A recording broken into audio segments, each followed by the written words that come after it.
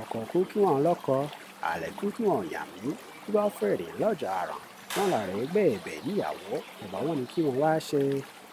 So this verse from Asa Eleye deals with a time when 164 crops were all dreaming of marrying Ebe, the compost heap, who was the most beautiful woman on the farm.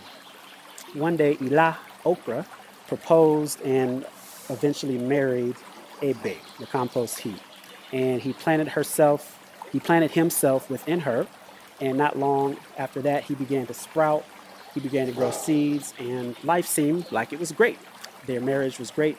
All the other crops were envious of Elah Okra until one day when the farmer came along and uprooted Elah and killed all of his seeds, and that was the end of his life. So Ebe was very sad until along came Ere, Beans, and she was remarried to him. But the same fate happened to Ere. He planted himself within her, he sprouted, they were great for a few months, and then along comes the farmer and uproots Ere, and that's the end of his life. Ishu, yam, had the same fate. Bado, corn, had the same fate. Every time Ebe would get married, her husband, after a few months, would die. So this situation went on for several years until eventually Akeshe Cotton Wool went to Ifa for divination. Ifa advised him to do airball. He did his airball, and he was eventually married to Ebe.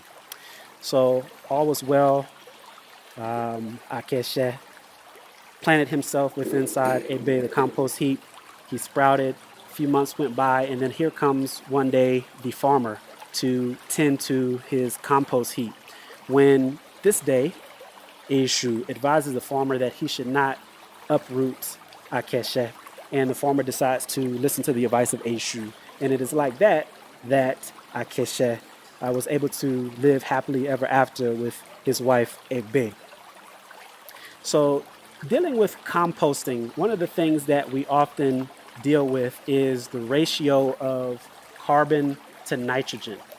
And that is the ratio of carbon-rich materials in the compost heap to nitrogen-rich materials in the compost heap. So this picture, of course, is a compost heap. We use it to add nutrients to our crops. And ideally, we want that our carbon to nitrogen ratio in our compost be 30 to 1, right? So for every 1 part of nitrogen, we want 30 parts of carbon. This corresponds the carbon-rich materials. These are our brown materials that go in our compost, things such as dried fallen leaves, and our nitrogen-rich materials. These are our green materials. These are things such as grass clippings. And because it can be not necessarily straightforward to estimate the carbon to nitrogen ratio with the different materials that go in our compost heap, that's not necessarily the easiest thing or the most practical thing for your everyday gardener to do. We typically use a general estimation, and that is the brown to green ratio of 2 to 1. Right? So we typically want about twice as much brown stuff in your compost as you do as green stuff, and that will more or less get you to the correct carbon to nitrogen ratio of 30 to 1. So we talk about this thing of ratio this and ratio that, and what does all of that exactly mean? So a ratio is simply comparing two quantities using division. So another example of a ratio, something that we're familiar with, is how we measure speed. So if you're in the US, you measure speed in miles per hour. This is a ratio of miles to hour. And you see that we are comparing miles and hours with division, right? Miles per hour is the ratio of division. The same thing if you're in the rest of the world and you measure your speed in kph, which is kilometers per hour. It's the same thing. We're comparing kilometers and hours using division, so therefore it's a ratio. So there are 3 ways that we can write ratios. So if, for example, I have the letters A and B to represent different numbers, any numbers that you like, I can say the ratio of A to B, and I can write it out in words. All right. So again, A and B are variables here. They just represent any number.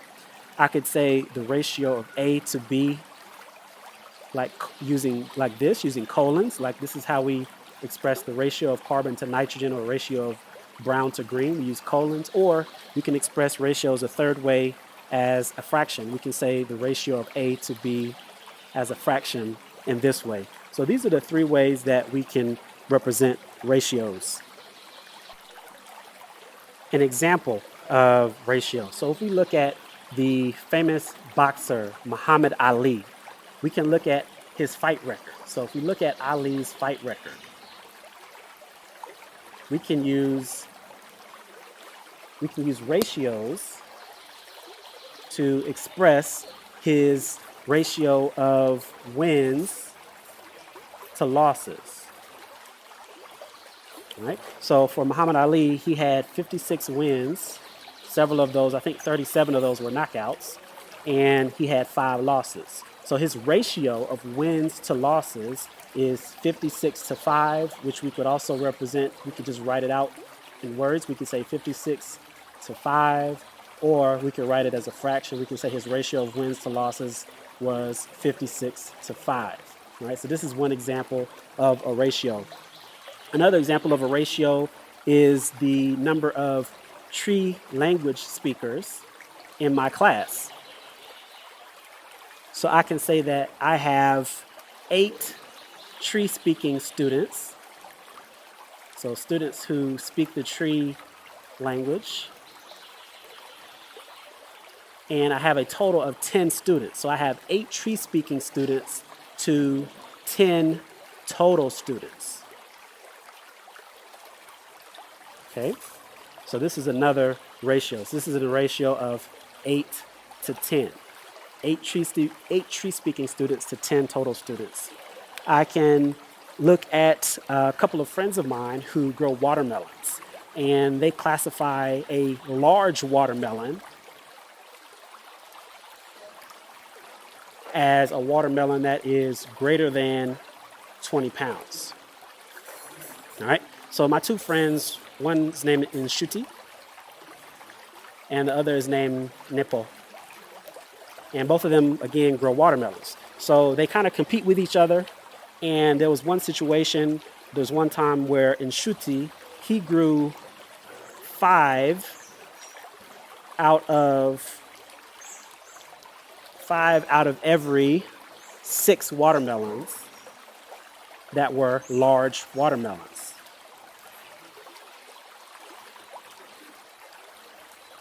All right, so 5 out of every 6 of his melons were large. They were greater than 20 pounds. And we compare that to Nepo, who 10 out of every 12 of his melons, of his watermelons, were large watermelons. All right, so they would always go back and forth about who grew the most watermelons, who's grew the largest watermelons. So we can look at both of these and create ratios to represent them. So if we look at Nshuti, we can see that he has a ratio of 5 to 6. That is 5 large watermelons to every 6 watermelons. While Nepo has a ratio of 10 to 12.